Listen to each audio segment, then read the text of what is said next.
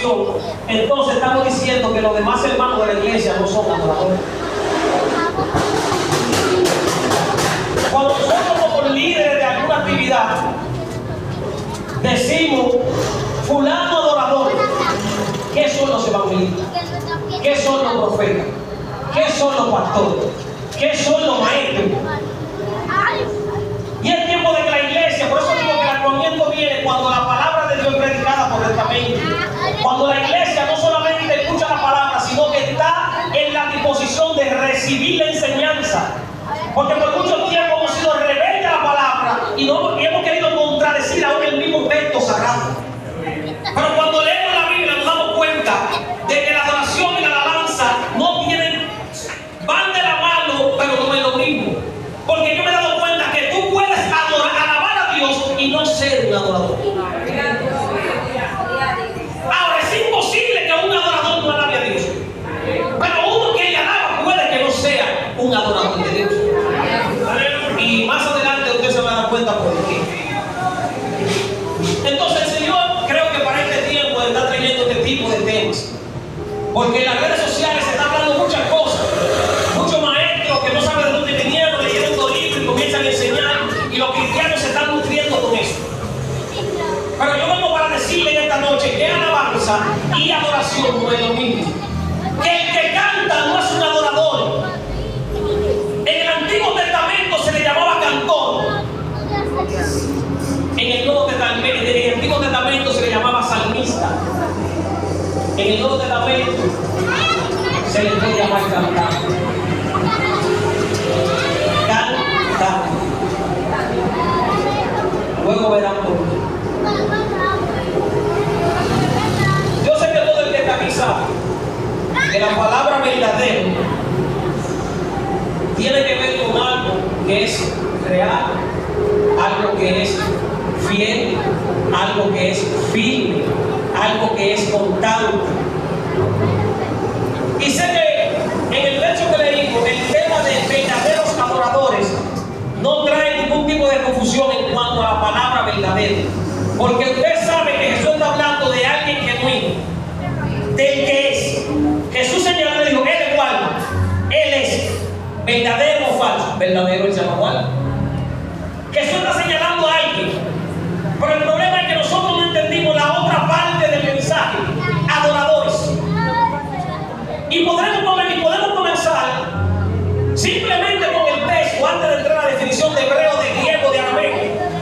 Cuando usted lee la Biblia se da cuenta que esta mujer no era cantante. Y Jesús le dice, ustedes adoran lo que no conocen, o sea que adoraban. No está hablando de canción. Quiero hacer la zapata antes de entrar a la parte de la adoración. Porque es bueno que nosotros leamos el texto y no saquemos conclusión de nuestra propia mentalidad, sino de lo que la Biblia dice. Jesús está hablando de adoración, pero en cuanto a culto y servicio con esa mujer. Por eso él le pregunta, 5 maridos ha tenido y el que tiene no es tuyo. Mucha gente todavía cree que él está hablando de esposos carnales. Pero nosotros nos dimos cuenta que en el segundo libro de Reyes no está así. En el segundo libro de Reyes la Biblia habla de que el pueblo de Samaria tenía 5 dioses a los cuales llamaba marido. O sea que no está hablando de relaciones sexuales, sino de adoración o servicio a dioses paganos. Pero parece que esta mujer se convirtió a cristiana.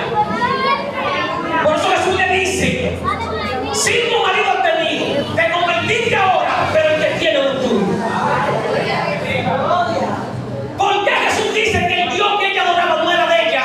Si el problema o lo que nosotros enseñamos, que lo que la gente tiene que hacer con Dios es adorar. Se supone que el que adora a Dios, el que adora a Dios es de Dios máximo. Pero Jesús le dice que el que tú tienes no es tuyo. Ahora, cuando usted va a la Biblia, y no voy a hablar de definición para que no digan, no, el prota como los maestros, hablando de hebreo y de griego. Voy a hablar con la Biblia. Yo sé que estáis un autor de su hermano de cristiano, porque yo no estaba aquí. La Biblia dice en el libro de Mateo, capítulo 4, versículo 9, cuando Jesús fue tentado en el desierto por Satanás, la Biblia dice, si postrado me adorares, todo estos reinos te daré. Y yo sé que mucha gente dirá, vamos, por ahí está. Es uno que se inclina y dice cosas lindas a Dios. Postrado me adorares, y se agacha y dice cosas lindas a Dios. Pero cuando usted la respuesta de Jesús, usted se va a dar cuenta que no tiene que ver con decir cosas lindas. Porque Satanás sabe que el término de oración consiste en alguien que se inclina, pero no solamente inclina su cuerpo, sino su mente, que tiene que ver con su voluntad, y su corazón, que tiene que ver con su deseo. Por eso Satanás le dice: Jesús, yo no quiero que solamente tú te inclines a mí, yo quiero que tú me adores. O sea, postra el cuerpo, postra la mente, pero también postra el corazón. Por eso Jesús le dice a ellos: es que tú estás adorando lo que tú no conoces. Porque el Dios que yo recibo no recibe adoración a media.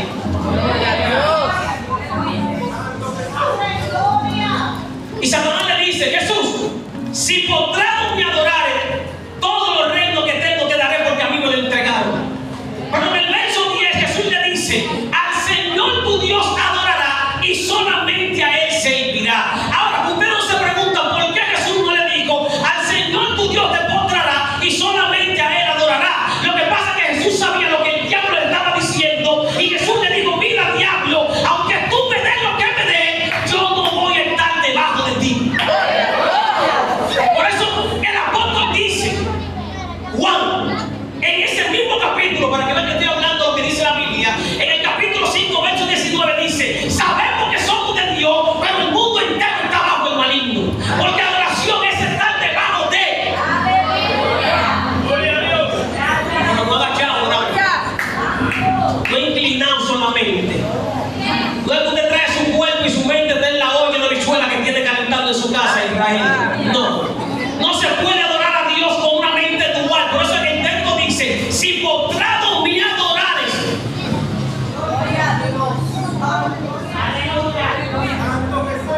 Por eso le decía que el término adoración, cuando usted lo busca en hebreo, griego, arameo, cualquier diccionario, el ChatGPT, como decimos ahora, en Google, donde quiera que usted lo busque, se dará cuenta que no tiene que ver nada con el término de cantar. También se puede definir, como lo hemos definido a través del tiempo, que adorar tiene que ver con una vida que sirve a Dios. Pero nosotros hemos confundido que una vida que sirve a Dios es una vida que viene a la iglesia y se congrega. Y el Señor nos mandó a reprender esa actitud de la gente, porque Dios no solamente quiere que tú te congregues. Porque la adoración no tiene que ver con religión. La adoración no tiene que ver con religión, si eres evangélico, si eres católico. La adoración tiene que ver con una vida. Por eso dice la Biblia, lo leímos ayer en el libro de Génesis, que cuando cuando Seth nació, le nació un hijo, y ese hijo era Enoc, que significa débil o frágil. Y entonces los hombres comenzaron a invocar ¿a qué? A Dios. Y en aquel tiempo no había un templo ni iglesia todavía. ¿Sabe por qué hago esto? Porque la gente ha enfocado solamente en que quieren ser cristianos cuando están aquí sentados felices. Dios no toca mi deseo.